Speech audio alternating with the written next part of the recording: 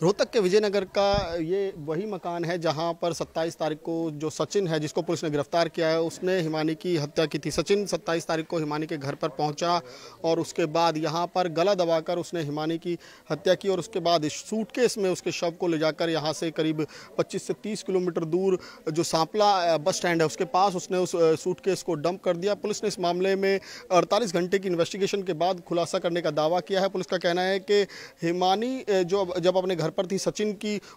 उससे किसी बात पर झगड़ा हुआ और उसके बाद सचिन ने जो मोबाइल का चार्जर है उसके तार से हिमानी का गला दबाया और उसकी हत्या कर दी और उसके बाद घर से उसने उसके जेवर, मोबाइल फ़ोन और लैपटॉप को चुराया और बाकायदा उसके जेवर को एक फाइनेंस कंपनी के पास गिरवी भी रख दिया। वहां से उसने पैसे ट्रांसफ़र करवाए अपने अकाउंट में। तो तमाम चीज़ें हैं पुलिस की इन्वेस्टिगेशन में जो अब निकल कर सामने आएंगी। बहरहाल पुलिस जो है वो सचिन को रिमांड पर लेगी और उसके बाद इस मामले में कुछ और खुलासे हो सकते हैं कि क्या मामूली झगड़ा जो था वो सचिन और हिमानी का वही हिमानी की हत्या की वजह बनी। बहरहाल पुलिस ने यह साफ कर दिया कि इस मामले में कोई और इन्वॉल्व नहीं है। हालांकि जो परिवार के लोग हैं उनका रो रो कर बुरा हाल है, गहरे सदमे में हैं। उनको ये समझ नहीं आ रहा कि ये पूरी घटना किस तरीके से हुई और परिवार के लोग लगातार इस तरह के भी सवाल खड़े कर रहे हैं क्योंकि हिमानी जो है वो कांग्रेस पार्टी से जुड़ी हुई थी और उनका कहना है कि लगातार वो एक राजनीतिक कद उसका बढ़ रहा था, तो इसको लेकर भी परिवार के लोग सवाल खड़े कर रहे हैं। बहरहाल पुलिस की इन्वेस्टिगेशन जारी है, लेकिन पुलिस का ये कहना है कि हत्या की वजह जो है वो एक मामूली झगड़ा ही बना। रोहतक से करीब 25 किलोमीटर दूर सांपला में ये वही जगह है जहां पर सचिन ने हिमानी की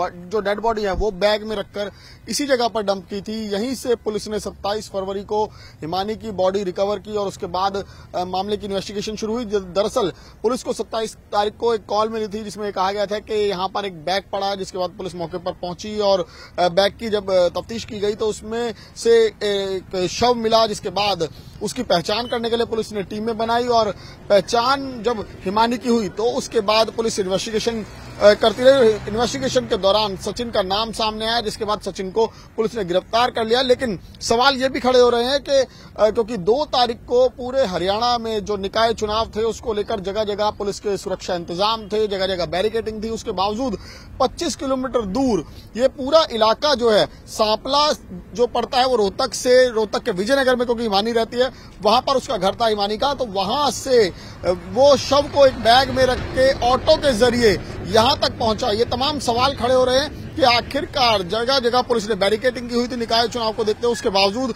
वो 25 से 30 किलोमीटर तक ऐसे शव को लेकर ऑटो से आया और ठीक किसी जगह पर बॉडी को डंप किया और यहां से निकल गया। लेकिन बहरहाल सचिन को पुलिस ने गिरफ्तार कर लिया और इन्वेस्टिगेशन की जा रही है। लेकिन सवाल वही खड़े हो रहे हैं कि आखिर पुलिस की इस इन्वेस्टिगेशन में असल मकसद अभी तक सामने साफ नहीं हो पाया कि आखिरकार इस हत्याकांड के पीछे की असली वजह क्या है। रोहतक के हिमानी नरवाल मर्डर केस में रोहतक पुलिस ने खुलासा कर एक आरोपी को गिरफ्तार करने का दावा किया है, लेकिन पुलिस की थ्योरी कुछ जो है लोगों के गले नहीं उतर रही। दरअसल पुलिस का दावा है कि हिमानी की हत्या केवल एक मामूली से झगड़े के बाद हुई। दरअसल जिस सचिन को पुलिस ने गिरफ्तार किया है वो सचिन हिमानी को 1.5 साल पहले सोशल मीडिया के जरिए मिला और उसके बाद दोनों की दोस्ती और मुलाकातों का सिलसिला बढ़ता चला गया और अचानक 27 फरवरी को ऐसा क्या हुआ कि सचिन जब हिमानी के घर में मौजूद था उसके बाद दोनों की कहासुनी हुई, जिसके बाद सचिन ने मोबाइल का चार्जर जो है उसके जरिए हिमानी का गला दबाकर हत्या कर दी।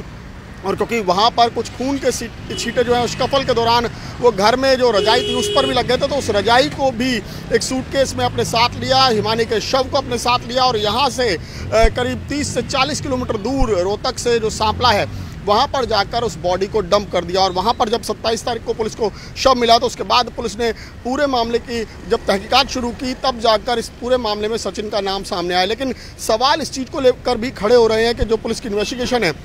उसमें जो पुलिस की थ्योरी है वो थोड़ी सवालों के घेरे में है कि केवल एक मामूली से झगड़े के बाद आखिरकार सचिन ने हिमानी की जो है हत्या क्यों की। लेकिन हत्या के बाद ना सिर्फ उसने हिमानी का लैपटॉप अपने साथ लिया, उसकी ज्वेलरी अपने साथ ले गया और उस ज्वेलरी को